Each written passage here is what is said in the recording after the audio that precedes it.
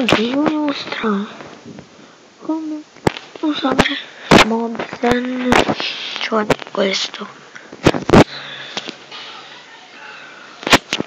Allora, andate su Play Store,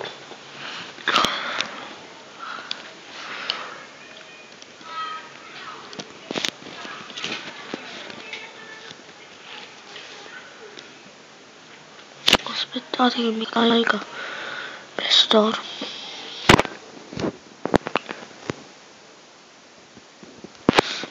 Non prendo scarica altre cose. Mi serviranno 2H, cioè Mobzen.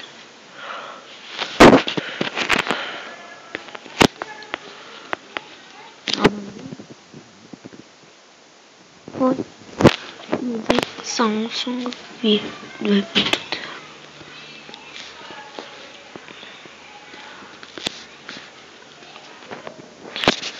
Ora andiamo a vedere. Aprire Mobzen appena avete installato. Poi voi vi dovrete mettere le mail, il nome, poi voi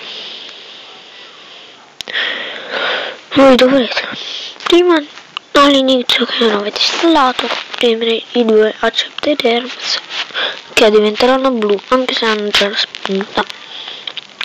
Poi saltate il tutorial se volete e poi voi potete registrare, però prima dovete mettere le mail. Allora voi qua decidete se i widget, la trasparenza del widget, la qualità del video, io consiglio media,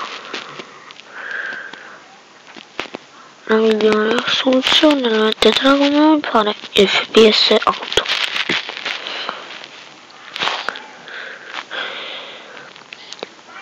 Una volta che voi vorrete registrare, cliccate